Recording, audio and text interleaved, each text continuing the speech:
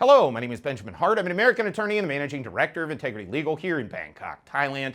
As the title of this video suggests, we're asking the question, was cannabis legalization a botched effort here in Thailand? Well, apparently according to the Reuters news service and Bangkok Post, it is.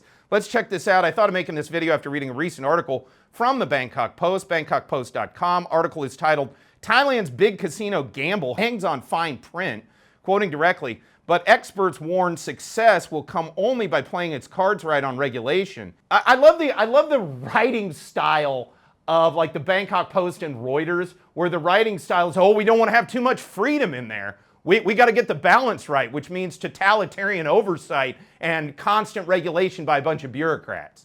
Because God forbid, if we don't have that, what will happen? People might actually be free. My goodness, what will we do? Quoting further, an area in which Southeast Asia's second largest economy has a patchy record. Says who? Says who? By the way, Reuters, news service, used to be the intelligence arm of the Rothschild banking family. So who says? You know, patchy record? Really? Europe is such a great example of just pristine rule of law this last century? Are you kidding me? Quoting further, such as its botched efforts to legalize cannabis in 2022. Botched efforts looks pretty legal to me. So if their efforts were to legalize cannabis, they were successful. If what you're talking about is there's not an amazing amount of totalitarian oversight on the cannabis business and Thais are free to ply their trade in Thailand the way God intended, if that's what you're talking about, well then yeah, we got a little botchedness going on out here. You know, at the end of the day, let me be very, very clear. I thought Anutin Chanwitrakul's move as public health secretary or as public health minister during the emergency decree to pull that off the narcotics list, and then when the emergency decree ended via the doctrine of codification acting as effectively a mechanism of estoppel from unilaterally just saying, oh, we're just going to keep saying this is illegal because they couldn't. I thought that was a move on par with Robert Moses, the power broker himself. I urge anybody, throw this up on screen, producer. You know, Robert Moses, the power broker. It's written by a guy named Robert Caro. It's a great book. That move that legalized cannabis was on par with the political acumen of Mr. Robert Moses. That was a brilliant legislative move. It was a brilliant political move. It also created an entirely new market for an entirely new cash crop for Thailand that is having a tremendously beneficial impact upon this economy. So if that's botched, hand me more botched. Give me more botched. Keep botched coming off the conveyor belt, please. Because botched is working out pretty well. No, it is not botched.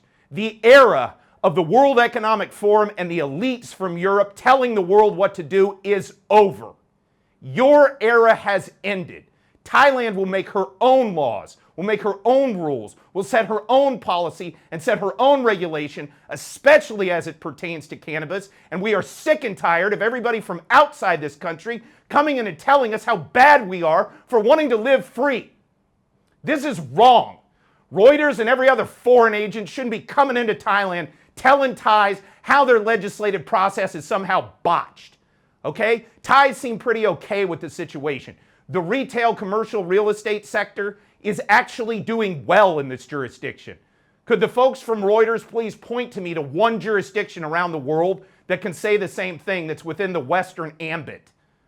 Okay? The fact is, Thailand's doing quite well. Cannabis policy was foresighted. It was well thought out. Okay, yes, politically it was implemented in kind of an unorthodox and creative way, but it worked. And at the end of the day, what works is should be what counts.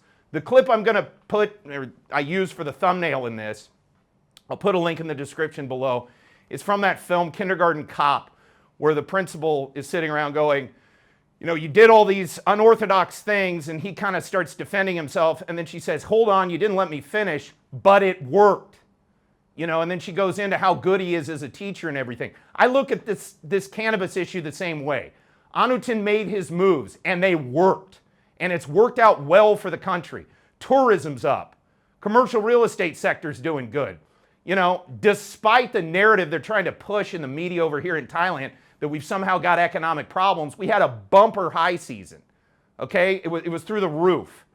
We haven't even seen the numbers yet. I suspect because it doesn't align with their narrative that they're trying to push that everything's terrible here so they can create an excuse to go in and print a bunch of money and put this country even further in the hole, which wouldn't be good for anybody here. So long story short is I'm sick and tired of hearing Westerners talk about our cannabis sector with this disdain and smug condescension.